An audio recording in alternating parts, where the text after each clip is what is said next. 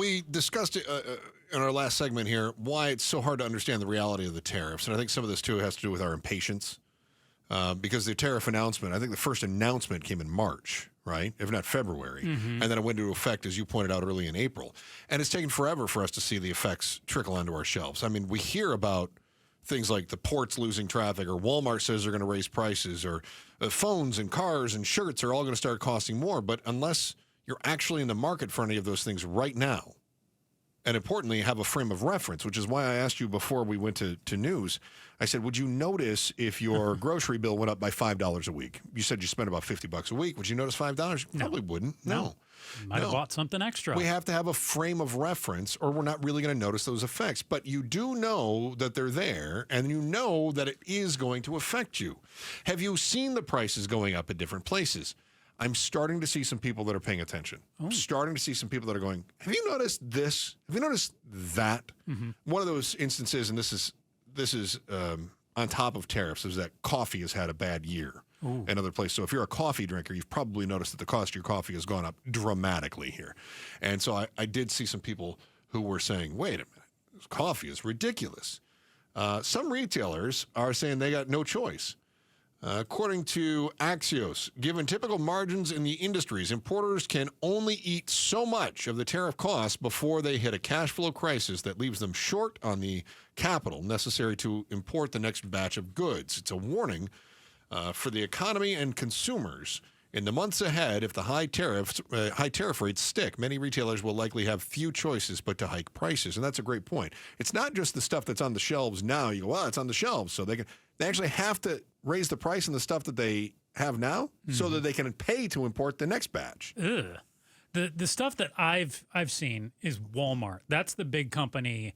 I've seen their CEO saying, hey, we can't afford to eat all of the price of these tariffs. So we're going to have to pass some of the price on to you, the consumer. And if Walmart's doing that, one of, if not the biggest company out there here in the U.S., if Walmart's doing that, don't you assume other companies, whether they're small businesses or bigger businesses, are going to have to? Yes, I do. In fact, I was seeing that not only Walmart, Ralph Lauren, Mattel, Nike, Adidas, Volvo, Subaru, and Ford are all planning on raising their prices. And we know that it's tariff related. There is a bit of an end around, though. Are you familiar with the first sale rule? No. Okay. So some places are doing this, what they're calling the first sale rule, which means suppose you go to the store and you're buying a Ralph Lauren shirt. Okay. Say it's $40. All right. Well, that was imported in the United States from Indonesia. Okay. All right. Indonesia, though, the importer here only bought it for $10. Okay. So you're thinking, all right, so that means that the importer should pay their tariff on the $10. Except Indonesia imported it first as a middleman from China for $5. Okay. So now what we're saying is, if you're a U.S. importer and you're importing a $10 shirt from Indonesia, you actually only have to pay on the $5. So I didn't know what that rule was called, but I have heard of that. Yeah. So there may be some places that are going to start doing a little bit of that gamesmanship around to pay a lower tariff. Okay. They're saying, well, no, you can't have anything to do with it. It can't be related. It has to be a third party. We know how this works. There's going to be a little backdoor gaming going on right now. Now, I've seen a lot of companies putting the word tariff in their advertisements, saying that the price hasn't been passed on yet, but it could be coming, so buy now. Yeah. I haven't seen companies actually raise prices yet. I've seen some stores show on noticed. like a good or two. You're correct. Yeah. That, hey, this was $5 and now they're saying it's going to be $20. I've seen a few really dramatic things like that. Yeah. But that to me isn't real. What I think we're going to see is a lot of items go up 30 cents, $1, things like that. Yeah, it's the big ticket items that we notice the most, right? Oh, of course. Cars, like you mentioned, Volvo, Subaru, Ford. And General Motors also said that the tariffs are going to cut billions out of their profits.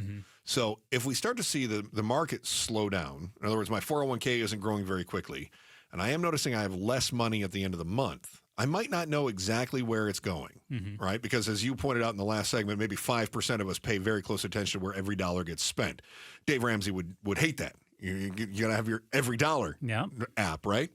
But most of us don't pay very close attention where every dollar goes, especially since nobody's balancing checkbooks anymore. It's all right there in your automated bank statement.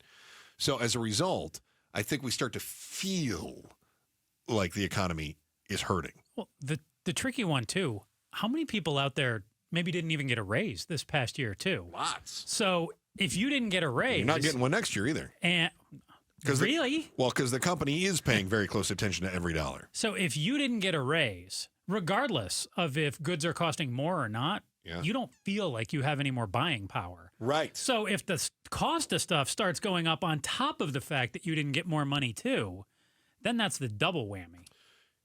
And that said, the Consumer Price Index, which is kind of like in accordance with the Consumer Sentiment Index, actually went up last month. First time in 5 months? It's crazy. Been down. Yeah. Up. So the Consumer Price Index and the Consumer Sentiment Index are basically based on how you feeling today. So do you think it went up? I'm going to Joe you a question here, Chris. This is great. Do you think, sorry, not a percentage, just 7%. No, that's not the question. Oh. Why do you think it went up? Do you think it went up simply because we haven't had the pain over the last 5 months and it's just been talked about ostensibly out there in the atmosphere? Yeah. And because we haven't seen the tariff pain, that we have some of that boy who cried wolf of, I don't feel the tariffs. So it actually kind of went up now. Why do you think it went up now? Well, I appreciate you answering the question. Oh. Yes. I think delayed pain is part of that. Okay. I also think that if you're following the news and you hear the market went up, I mean, what did it go up today? Like 700 points or 780 or something like that? I mean, the Dow specifically went way up today. NASDAQ went up 460. Mm-hmm. So I think when you hear those stories and you hear President Trump says he's going to hold off on the EU tariffs, I think we are accepting the good news more than we are taking heed of the negative news, which is kind of out of our nature. It's a little bit bizarre right now that we're looking so much for that silver lining, and we're putting more emphasis on the silver lining than we are on the dark cloud. Dow up almost 2%, 1.78. If you are looking at, if you know that the tariffs are going to cost you more, and they will, where are you going to want to start saving right now? If you can get ahead of the curve, do your back to school shopping now. Because back to school, July, August is when we are going to start to feel the throes of the tariffs hit. And that's when you have to do your back to school shopping. So they say back to school shopping, also seasonal goods. Do your Christmas shopping now. If you can find some Christmas decorations, do that now. Halloween decorations. And in many cases, all of these things are made overseas. Your Halloween costumes they're not made in Boise. Pocatello Falls is not going to crank out that ghost costume. That is coming from China. So if you can get your costumes now, do it. Otherwise, you're going to end up going as last year's sexy nurse, and the last thing we want to see is you in last year's costume. No, you're going to have to step up your game. Sorry, that's what you're getting for Christmas this year, Chris. Joe in a sexy nurse costume? No, you in a sexy nurse costume and a hat that is misspelled. You're welcome. I do love the misspelled hats. Mm-hmm. Thanks for watching The Chris and Joe Show. Click to see more from Chris and Joe, and tap the button in the middle to subscribe to KTAR News.